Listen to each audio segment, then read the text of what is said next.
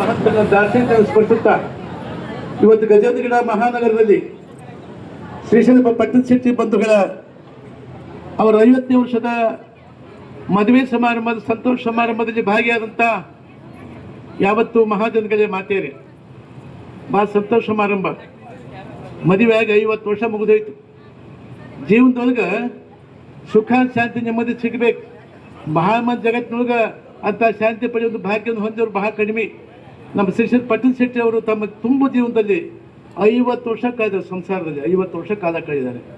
ಅವ್ರ ಜೀವನದೊಳಗೆ ಯಾವುದೇನು ತೊಂದರೆ ಬರ್ದಂಗೆ ಇಲ್ಲಿ ತನಕ ಆರಾಮಾಗಿ ಬಂದಿದ್ದಾರೆ.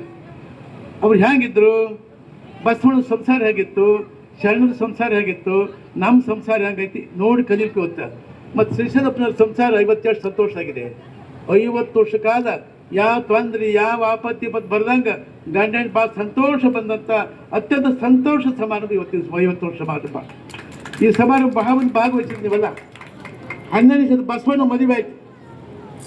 ಬಸವಣ್ಣಿಗೆ 2 ಮದುವೆ ಮಾಡ್ಕೊಂಡು ಯಾಕೆ ಮಾಡ್ಕೊಂಡು 2 ಮದುವೆ ಬಸವಣ್ಣ ಬೇಕಾಗಿತ್ತ? ಬಸವಣ್ಣಗ ಒಂದ ಮದುವೆ ಒಂದಂದ ಬಸವಣ್ಣ ಯಾಕೆ 2 ಮದುವೆ ಮಾಡ್ಕೊಂಡು ಬಸವಣ್ಣ? ಒಂದ್ಸರಿ ನೀಲಾಂಬಿಕೆ ಗಂಗಾಂಬಿಕೆ ಒಂದ ಕಡೆ ಹುಟ್ಟಿದವರು, ಒಂದಕ್ಕೆ ಇದರ ಮನೆ ಇತ್ತವರು.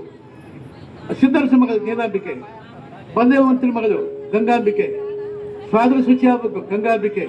ಹೀಗಾಗಿ ಎಲ್ಲ ಸೇರ್ಕೊಂಡು ಸರಿ ಸಂಗಮ ಜಾತ್ರೆಗೆ ಹೋಗಿದ್ರು. ಹೋದಾಗ ಎಲ್ಲ ವಿಚಾರ ಮಾಡ್ಕೊಂಡು ಬಂದರು. ನೀಲಮ್ಮ ವಿಚಾರ ಮಾಡಿದ್ರು, ನನ್ನ ಜೀವನದೊಳಗೆ ಮದುವೆ ಬಸವಣ್ಣ ಮಾಡ್ಕೋಬೇಕು, ಇದ್ದ ಹೋದ್ರೆ ಆ ಜನ್ಮ ಬ್ರಹ್ಮಚಾರ ಆಗಿರ್ಬೇಕು, ಸಪ್ತ ಮಾಡಿರ್ಬೇಕು, ಸಂಗಮ ಸಾಕ್ಷಿಯಾಗಿ ಬಂದು ಸ್ವಪ್ನದಾಗ ಸ್ವಾದ್ರ ಶುಚಿ ಒತ್ತಾಯ ಎಲ್ಲ ಮಾಡಿ ಗಂಗಮ್ಮನ ಲಗ್ನ ಮಾಡಿಬಿಟ್ರು. ಮುಗಿದು ಹೋಯ್ತು. ಮತ್ತು ಬಿಜ್ಜಳ ಮಹಾರಾಜನ ಅವ್ರ ತಂದೆ ತಾಯಿ ಭಾಳ ಜೋಪಾನ ಮಾಡಿದ್ರು. ಈಗ ತಂಗಿದ್ದು ಜೋಪಾನ ಮಾಡಿದ್ದಾರೆ. ಯಾರನ್ನ? ನೀಲಾಂಬಿಕೆಯನ್ನ. ಎಷ್ಟೋ ರಾಜಕುಮಾರ್ ಕರೆಸಿದ ಅಮ್ಮ ವಾಲ್ಯ ಅವನ ಮದುವೆ ಯಾಕಂದ್ರೆ ಕಚ್ಚಿ ಕೇಳಿದಾಗ ಇಲ್ಲ, ನಾನು ಹಿಂದೆ ಸಂಗಮ ಜಾತ್ರೆಗೆ ಹೋದಾಗ ಸಂಗಮ ಮಾತು ಸಾಕ್ಷಿಯಾಗಿ ನಾನು ಜೀವನ ಮದುವೆಯಾದ ಬಸವಣ್ಣ ಆಗ್ಬೇಕು, ಇಲ್ಲದವ್ರು ಹಂಗೆ ಇರ್ಬೇಕಂತ ಸಪ್ತ ಮಾಡಿ ಬಂದೀನಿ ಅಂದ. ಅಯ್ಯ ಮತ್ತೆ ಹೇಳ್ಬೇಕಿಲ್ಲ ಅಂತವ ರಾಜ ಬಿಜ್ಜಳ ಮಹಾರಾಜ. ಹ್ಯಾಂಗ ಹಾಗೆ ಹುಡ್ಸಿದ ಬಸವಣ್ಣ ಬಂದ್ಬಿಟ್ಟ. ಬಸವಣ್ಣ ಕರ್ಕಾದ ಮಹಾರಾಜ್ ನಾನೇ ಬರ್ತಂತ ತಾವ್ಯಾಕೆ ಬಂದ್ರಿ? ಏ ಬಸವಣ್ಣ, ನಾನು ಇವತ್ತು ನಿಮ್ಮ ಮನೆಗೆ ರಾಜನಾಗಿ ಬಂದಿಲ್ಲ, ಬೀಗನಾಗಿ ಬಂದೀನಿ, ಬೀಗನಾಗಿ. ಏನು ತಮ್ಮ ಮಾತಿನ ಅರ್ಥ? ಏನಿಲ್ಲ, ನನ್ನ ತಂಗಿ ನೀಲೋಚನೆ ನೀನಮ್ಮ ಮನ್ಸಾದಿನ ಬಯಸಾರ ಆಕೆ ಮದುವೆ ಆಗ್ಬೇಕು ಮಹಾರಾಜ್. ಈ ಕತ್ತಲು ಕೊಡ್ತೀವಿ ಬೇಕಾದ್ರೆ ನಾನು ಅದು ಬಿಟ್ಟು ಮಾತಾಡೋದು. ನಾ ಬ್ಯಾಡದು ಈಗ ಒಂದು ಮದುವೆ ಮಾಡ್ಯಾರ ನನಗೆ ಈಗಾಗಲೇ, ಅದು ಬಿಟ್ಟೆ ಮಾತಾಡೋದು. ಇಲ್ಲಪ್ಪ ಮತ್ತೆ ತಾಸ್ಗೆ ಬಸವಣ್ಣ ಒಪ್ಪದೇ ಇಲ್ಲ. ಮತ್ತೆ ಬಂದ ಬಸವಣ್ಣ ಒಪ್ಪದೇ ಇಲ್ಲ. ನಾ ಬಂದ ಕೆಲಸ ಬೇರೆ ಇದ್ರಪ್ಪ ಬೇಡ ಅಂತೀನ.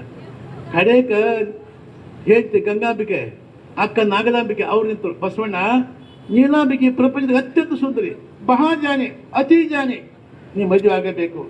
ಏನಕ್ಕಯ್ಯ? ಅಲ್ಲ ನನ್ನ ಮನಸ್ಸಿನ ಗೊತ್ತಿಲ್ವಾ? 2 ಹೇಳಿದ್ರು ಕೂಡ ನನ್ನ ಮನಸ್ಸಿನ ಗೊತ್ತಿಲ್ಲ, ಚೆನ್ನಾಗಿದೆ. ಯಾಕೆ ಅಕ್ಕಯ್ಯ? ಇಲ್ಲಪ್ಪ ನೀ ಆಗಬೇಕು. ಎಷ್ಟು ಇಲ್ಲ ಅಂದ. ಕಡೆಗೆ ಇಬ್ಬರು ನಿರ್ಣಯ ಮಾಡಿದ್ರು. ಗಂಗಾಂಬಿಕೆ ಬಸವಣ್ಣ ಹೇಳ್ತಿ, ಅಕ್ಕ ನಾಗಲಾಂಬಿಕೆ ವಿಚಾರ ಮಾಡಿದ್ರು. ಬಸವಣ್ಣ ನೀನು ಬಂದು ಒಳ್ಳೆ ಹೂ ಅಂತ ಇದ್ರ ನೀ ಹೂ ಅನ್ನೋ ತನಕ ನಾವು ಆ ಜನ್ಮ ಉಪವಾಸ ಸತ್ಯಾಗ್ರಹ ಮಾಡ್ತೀವಿ ಅಂದ್ರು. ಅಕ್ಕಯ್ಯ ಬೇಡ ಅಂತ ಬಸವಣ್ಣ ಹೇಳಿದ. ಕುಂತ ಬಿಟ್ರು. 1 ದಿವಸ ಹೋತು, 4 ದಿವಸ ಹೋತು, 5 ದಿವಸ ಹೋತು, 6 ಏನು ಮಾಡಿದ ಬಸವಣ್ಣ? ಧ್ಯಾನ ಮಾಡಿದ. ಶಿವಪ್ಪ ಇಲ್ಲಿ ಹೆಂಗಪ್ಪ ಅಂತ ವಿಚಾರ ಮಾಡಿದ.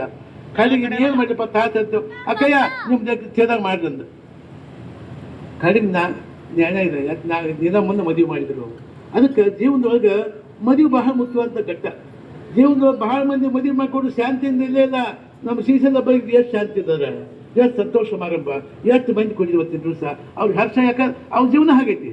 50 ವರ್ಷ ಕಾಲ ಅತಿ ಸಂತೋಷದಿಂದ ಕಾಲಕ್ಕಾದ್ರೆ ಇಬ್ಬರು ಗಂಡ ಹೇಳ್ತಿ. ಅದಕ್ಕೆ ಮೆಚ್ಚಬೇಕು. ನಮ್ಮ ಜೀವನ ಹಾಗಿರ್ಬೇಕಂತ ಕೈಗಳು ತುಂಬಿ ಪೂಜೆ ಮಾಡಲಿಲ್ಲ, ಕಣ್ಣು ತೆಗಿಬೇಕು, ಎಲ್ಲ ಮಾಡ್ಬೇಕು. ಅದಕ್ಕೆ ಇವತ್ತಿನ ಸಂತೋಷ ಬಹಳ ಮಂದಿ ಎಲ್ಲ ಬಂದಿದ್ರಪ್ಪ. ಅದಕ್ಕೆ ಜೀವನದೊಳಗೆ ಹ್ಯಾಂಗಿರ್ಬೇಕು ಗಂಡ ಐತಿ ಅಂದ್ರೆ ಒಂದು